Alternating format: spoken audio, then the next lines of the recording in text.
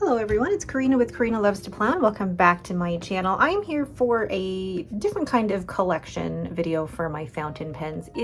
I don't know if I'm creating this hashtag, but this was inspired by a video that I saw Leanne likes to do sometime last year, and I did a similar video, and I wanted to do an updated video of my FP superlatives, so my fountain pen superlatives. I have 17 different categories that I'm going to go through here, so things like my first pen, my most recent pen, my most expensive pen, my least expensive pen, and things like that. And I will list all of the questions or categories in the description below. So please join in on this hashtag so that we can explore our collections a little bit more and showcase what we have. So let's get started. Okay, so the first of the fountain pen superlatives is, what is your first, or what was your first fountain pen? And no, it is not the one that I am writing with. This is actually an Atelier Lusso, but I will show you my first ever fountain pen was actually this Cross Botanica green daylily from my dad. He bought this for me for Christmas of 2015, and when I first got it, I had no idea, you know, I thought it was just a really cool nib. I didn't think anything of it, but I also knew that with this particular pen, it came with cartridges, and only when I got back into fountain pens, or got into fountain pens properly, that I bought a converter. But I thought it was just a really pretty pen. It wrote really smoothly, but because I was just using regular cheap paper, the ink bled through, and it was actually a thicker nib that I'm normally used to. So this went on the back burner for a little bit until I rediscovered fountain pens in September of 2021, and I'm so thankful that I found this again. So I was able to buy a converter for it so I could change the inks out. I was able to clean the ink out that was in here from before, and I was able to use it actually for you know, a good couple of years. But I realized that, you know, this pen is just too narrow for me, and it was actually a little uncomfortable to write with.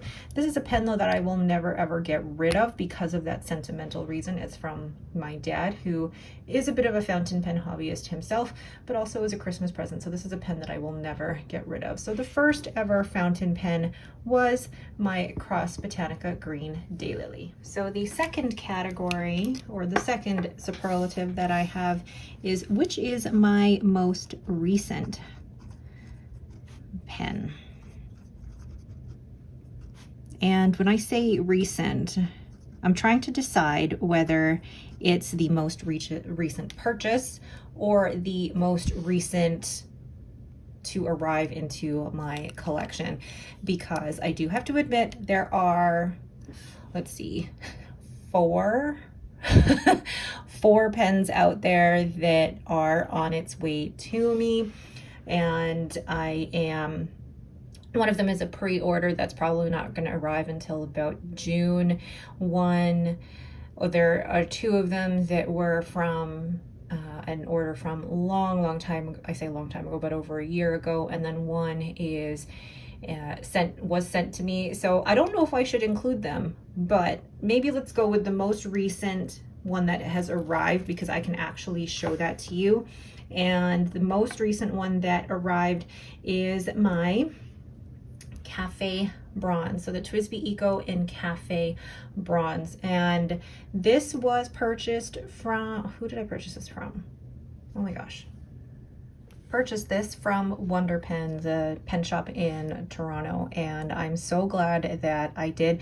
If you guys saw my video yesterday, I just posted a review of the TWSBI Eco Cafe Bronze, as well as the TWSBI Eco in Cream Rose Gold. So my most recent fountain pen is this TWSBI Eco in Cafe Bronze. I love this color,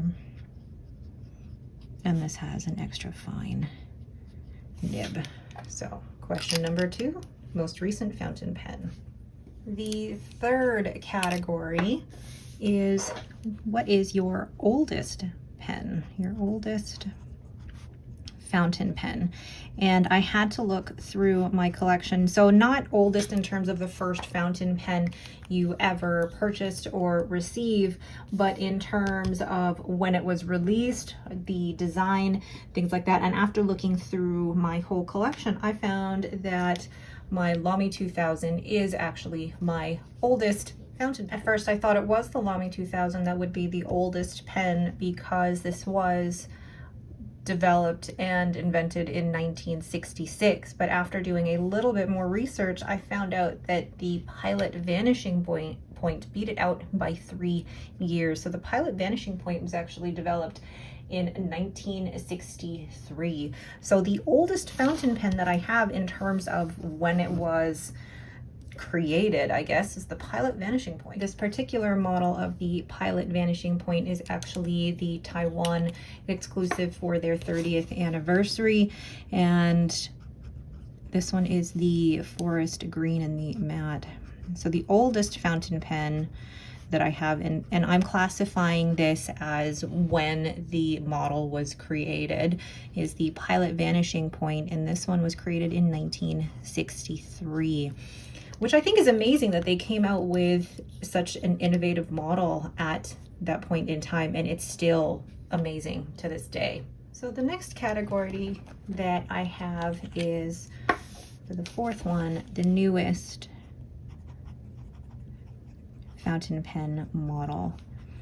And I had to do a bit of Google searching for this, and I say funny enough, but the models themselves, you don't really see their creation dates or their start dates. But for me, the newest model, going through my collection, the newest model is the Leonardo Memento Zero Grande 2.0. This was in fall of 2022 that they came out with the MZG 2.0. There was a Memento Zero Grande version before this, and then they updated it. I believe, I'm trying to think, they updated it with the ink window for this particular model. And I'm just trying to think, do I have a Memento Zero Grande? Oh, I believe I do.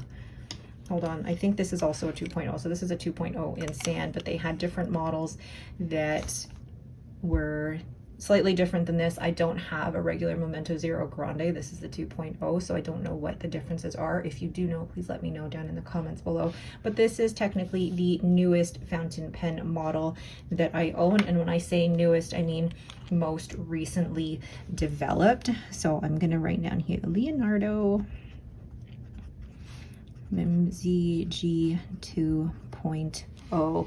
And I'm looking through the rest of my collection here, and I'm not counting hand-turned pens in this one. I'm really just counting the manufactured pens in here when it comes to the timing of these. So my newest fountain pen model in terms of the most recently created is the Leonardo Memento Zero Grande 2.0 in Angel Skin. So the next category that we have is my smallest pen, and the last time that I did this, I had fountain pen. The smallest pen used to be my Pelican 140, and that was at that point as well my oldest fountain pen. But I have since sold it because for me personally, small pens are just uncomfortable. So I looked through my collection to find the smallest pen, and it was actually a little bit of a tie between the Cross Botanica Green Daylily and actually the Sailor Pro Gear. Now I don't have the nib on this currently. The nib is on a Just Turnings pen body, but if you look at the sizes of these, the Cross Botanica Green Daylily is longer in terms of the body, like if you look at it that way, but I would class this one as the smallest pen because of its narrow width. So my smallest fountain pen will be the Cross Botanica Green Daylily. Before, it used to be a battle between my Sailor Pro Gear Slims and that Pelican 140, but I have since sold those pens because they were just uncomfortable for me. And actually the Cross Botanica Green Daylily is, I say retired from my collection. It isn't getting inked at all, but I still count it. Do I still count it as part of my overall number? I don't know, but it would count as my smallest fountain pen. The next category, you guessed it, it is my largest fountain pen. And the last time that I did this, I'm thinking now, it was over a year ago that I did this. The largest fountain pen that I had at that time was a battle between a Leonardo Momento Zero Grande or Grande 2.0 and one of my hand turned pens. So I'm going to pull out a couple of pens to see. I still think the Grande 2.0 is slightly bigger than the Narwhal or the Novelure Voyage Tromso. It's like the same length as a Le Bon 325. Let's get that in the screen here. And then I think in terms of other pens that could possibly be that big is my Silver Burl. Well, the Silver Burl is shorter, so that one is not going to come into play. How is the M800 compared to that size? The M800 is smaller than that. So I think it's actually a battle between the Le Bon 325. I think the Leonardo Momento Zero Grande 2.0 edges out by, like a millimeter, just by a millimeter. So my largest fountain pen is my Leonardo Momento Zero Grande 2.0. The next category, not everybody may want to answer this, but that's okay. The next category that I have is my least expensive pen. And I actually need to look up the information on this again because I believe it may be my Jinhao 51A, which ranges anywhere from $2 to $10 on AliExpress, and that's in Canadian, or my Jinhao 80, which also on AliExpress can range anywhere from $2 to $10. So these two would probably be my least expensive pens, and they're kind of my, I don't want to say throwaway pens, but they're the pens that basically go in my bag and I don't have to worry about them whatsoever.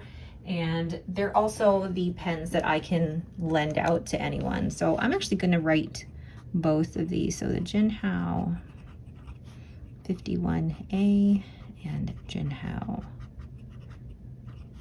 80. But again, the price can differ a little bit if you're buying it on Amazon versus AliExpress. And there's also the shipping time to think about. So that is my least expensive pen. So question 8, I'm sure you have figured out what that one is. Which one is my most expensive pen?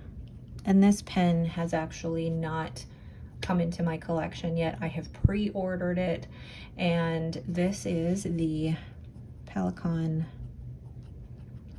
M1000 in Renaissance Brown. And I purchased this using really affiliate credit, but also saving up. I purchased that off of PenChalet, and I had saved up affiliate credit for a very long time to be able to get it from PenChalet. It's not a pen that I probably would have just spontaneously purchased. I had seen the M800. So I'd seen the M800 in the Renaissance Brown, and then I saw a great deal on it at PenChalet, but also knew that I had the credits to use. So I guess it was a spontaneous decision to go from the Pelikan M800 Renaissance Brown to the M1000. And my thinking with that is, if I'm going to get the Renaissance Brown, or if I'm going to get the M1000, I want it to be in the Renaissance Brown. So I used my credits in order to be able to purchase that. So my most expensive pen is still on pre-order, has not yet arrived. It is my Pelikan M1000 in Renaissance Brown. Number 9. This one's an interesting question for me. So this one is my most spontaneous purchase. And this one is hard for me to answer because if you guys know me and my pen purchasing goals, I'm very intentional about how I purchase, and I take about 7 days to think about a purchase. I take that time to really think about it, and I'm looking through my collection, which probably had the least amount of time for me to consider it. And there are a couple that I'm thinking about. The first is probably these Leonardo Momento Zeros from Stilo e Stile. I didn't give myself the 7 days to think about it because as soon as I saw these on Stilo e Stile's Instagram, I knew this was the Leonardo that I wanted in this particular resin. But there is also a purchase that I made at the pen show. This was from Atelier Lusso. I had seen some of his pens on Instagram, and when I went to the pen show, I think I went probably first thing in the morning and really thought about it. And, you know, at a pen show, you don't have 7 days to think about a pen purchase. I basically thought about this over the lunch hour, and I thought if it's still there after lunch, it's meant to be for me. So, it's hard to think in terms of time thinking about the pen. Probably the most spontaneous purchase would be this Atelier Lusso in the Hepalua. And even for me, that felt spontaneous. This is the Carina Hepalua. Because really, when you're at a pen show, there are vendors and things that you may not have seen before, and you don't have the 7 days to think about it like I normally would prefer. So yes, this is probably my most spontaneous pen purchase. It is the Atelier Lusso in the Carina Hepalua. Number 10. Which one is my most thoughtful purchase? And when I say most thoughtful purchase, I mean this is one that I spent quite a bit of time back and forth on, trying to figure out if it was something that I really wanted.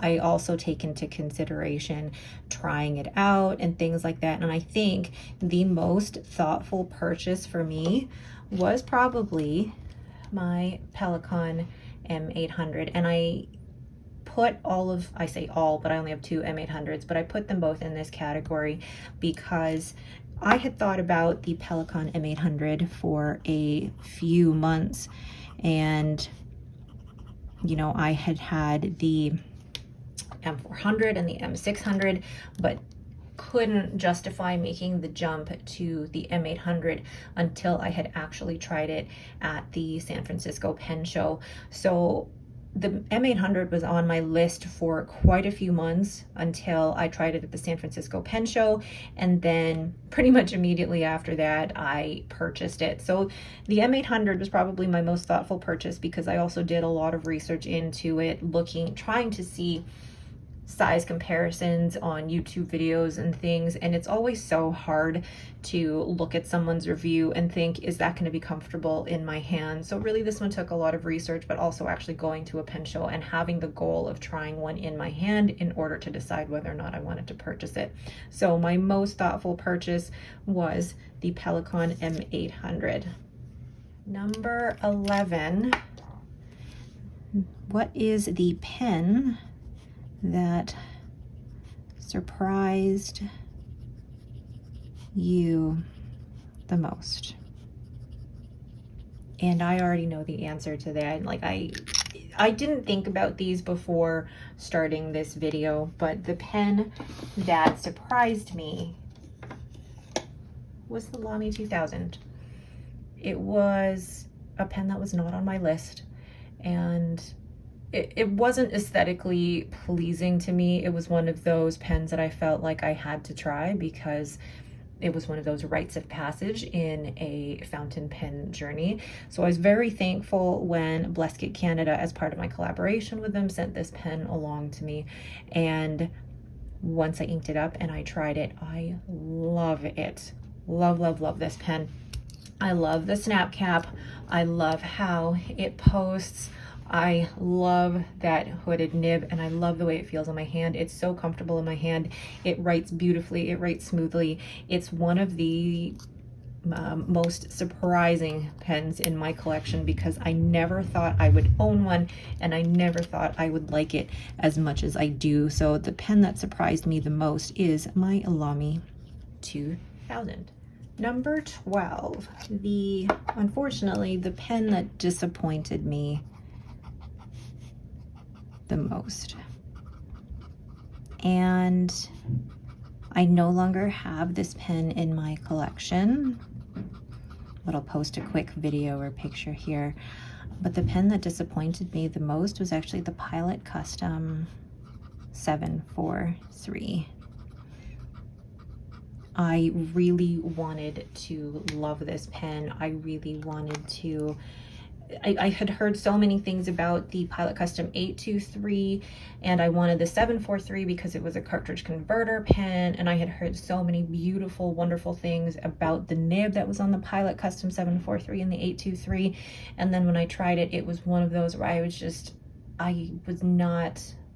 very underwhelmed, and I didn't love the overall experience. And I feel bad that I didn't have the same experience as many other people, because I know how many people love the Pilot Custom 823 and the 743, but it really just isn't for me. Unfortunately, I prefer the nib on my Pilot Vanishing Point because that's softer and bouncier than the nib that I tried on the Pilot Custom 743. So I no longer own that Pilot Custom 743, but it's still the one out of all the pens that I've tried that has been the most disappointing. Number 13, the pen that I use the most. Now, I feel like this is a tie, and I'm not picking one particular pen color. The pen that I use the most will either be the Esterbrook SD or the Pelikan M800. And I feel like it's a tie between these two because every time I have a currently inked, I make sure that there is an SD inked up, or one of my two Pelikan M800s is inked up. I like having these inked up they're normally both inked up in all of my currently inks. I almost have to just double check just to make sure. For example, my March currently inked had Esterbrook SD as well as the Pelikan M800. My February currently inked had an Esterbrook SD, and oh, it didn't have the Pelikan M800 in here. It had the Waterman Karen instead. And then my January had an Esterbrook SD and the Pelikan M800. So just from that very small sample size, I do have to say that the pen that I have inked up the most or used the most is the Esterbrook SD. And I'm not picking one particular colorway or nib. It's just I like having an Esterbrook SD, regardless of what nib is on it. I just like having one inked up because it's one of those comforting pens for me. So the pen that I use the most, Esterbrook SD. Number 14, the pen that I use the least. Now, I'm also counting, I guess, my retired pen. Is that fair to count my retired pen? Because the pen that I use the least is unfortunately the pen that I've retired. It is my Cross Botanica Green Daylily.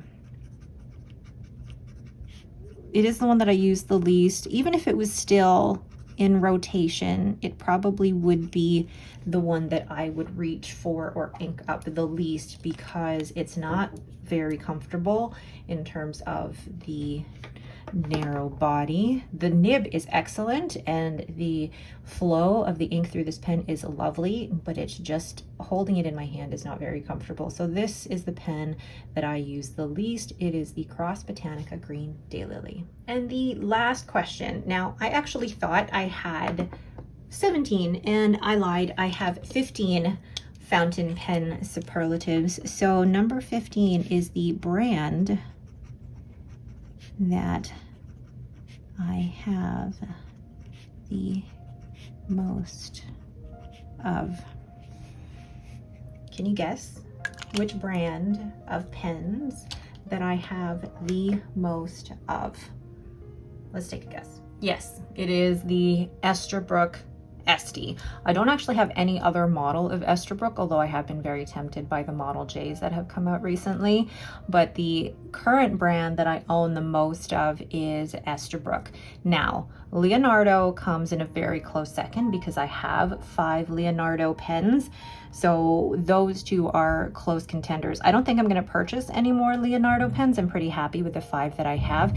And then in terms of Esterbrook, there is a particular resin that I think if Esterbrook came out with it, I would jump on that immediately, but I'm pretty happy with the 6 that I have. I think now the exploration will be for the Model J pens and see how I feel about that. So last question, the brand that I own the most of is Esterbrook. So there are all the fountain pen superlatives. What did you think of my choices for these categories? And if you would like to join in this hashtag, please do so. I'd love to see your pens that fall into these 15 categories.